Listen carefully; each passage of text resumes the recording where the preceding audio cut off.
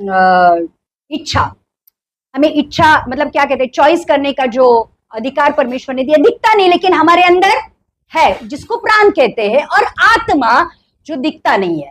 तो परमेश्वर ने जो शरीर है उसको खाने के लिए फल दिए थे, और आत्मिक प्यास बुझाने के लिए परमेश्वर का आत्मा हमारे अंदर डाला था, और उस आत्मा के द्वारा हर दिन परमेश्वर के साथ आदम बातें करता था, जो उसकी आत्मिक प्यास को बुझाता था।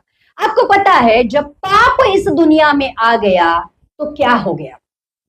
पाप इस दुनिया में आ गया तो परमेश्वर का आत्मा परमेश्वर के पास चला गया, परमेश्वर की उपस्थिति परमेश्वर के पास चली गई, और आदम नंगा हो गया। इसका मतलब आदम परमेश्वर के महिमा के रहित, आदम परमेश्वर के उपस्थिति के बगैर जीने लगा, परमेश्वर से वो अलग हो गया। कितने लोग समझ रहे?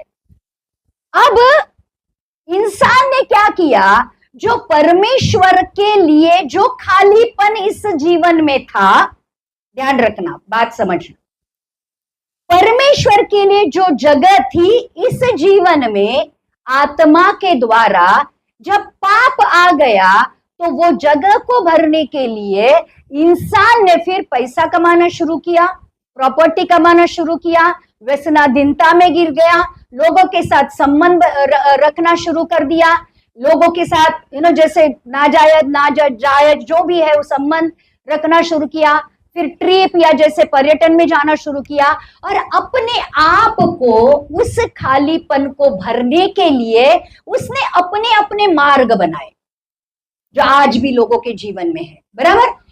लेकिन जो खाली जगह परमेश्वर के लिए ही परमेश्वर ने रखी थी, जब तक वो जगह नहीं भरती है तब तक परमेश्वर के बगैर इंसान खाली है, अकेला है।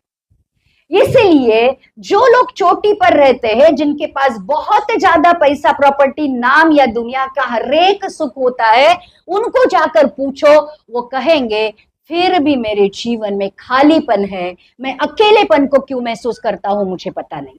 और फिर इंसान उसको भरने के लिए कभी एडिक्शन में जाता है, या जो कुछ भी करना है वो करता रहता है। आत्मिक भूख वो भौतिक चीजों से भरना शुरू करता है, लेकिन वो भूख कभी भी नहीं मिटती, क्योंकि उसके लिए परमेश्वर ही चाहिए होता है। कितने लोग समझ रहे? और इसलिए यीशु मसीह उसको कहता है, यदि तू परमेश्वर के वरदान को जानती थी कि कौन तुझसे बातें कर रहा